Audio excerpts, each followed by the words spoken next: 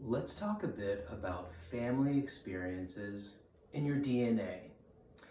This is also discussed historically in literature as the debate between nature versus nurture, right? What is it? Is it about DNA and where you came from, molecularly speaking, or is it about how you were raised when you got there? Which one is it? Well, the reality of the situation is both, and both are really important. Let's talk a little bit about how our family experiences and the environments that we grow up in as children and as boys play a role in our genetics and where they end up.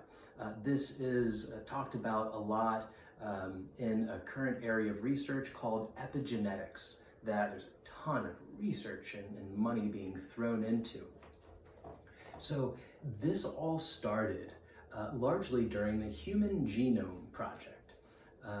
If you're born before the 90s, you're familiar with what this was.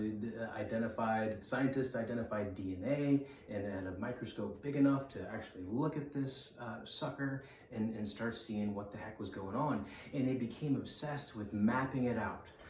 Taking a look at this double helix and this DNA and deciding, okay, which one of these specific indicators on these molecules identify to very specific traits that we can find in the human physically.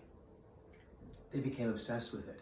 And they found that roughly 20% of the markers on a double helix, on DNA strands, identified very specific physical markers. I said, okay, we got 20% of these markers are important. They're very clear indicators. This other 80% is junk.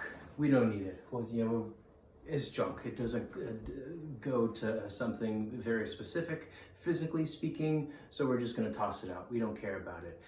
And they kept moving. It turns out that this was a grave mistake. Researchers recently have realized that this 80% of the DNA is actually what picks up on what is happening in our family environment and what's going on in those relationships and with our needs being met and social interactions and how they make us feel and if we feel safe or if we don't feel safe or validated and what that is, right? So let me describe a little bit more about what this entails. So basically, let's say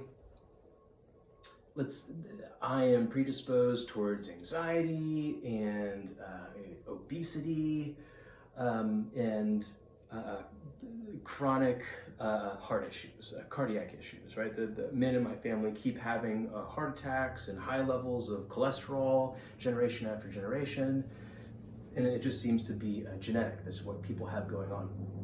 So research has shown that the more that family provides an environment that meets the physical needs of the child, that helps them develop a balanced emotional intelligence, where the social and love and belonging needs are very fluid and they know how to resonate with themselves and regulate emotional experiences that naturally happen, then the ideal DNA is pushed out. It says, okay, this is not a stressful environment.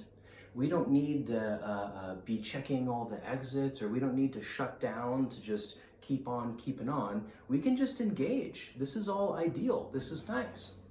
That is nice. So say that same guy, say me, is thrown into a family where there's psychiatric illness, or there's addiction, and there's financial barriers, and we're going hungry a lot, we're getting yelled at a lot. There's scary parents where we're not feeling safe.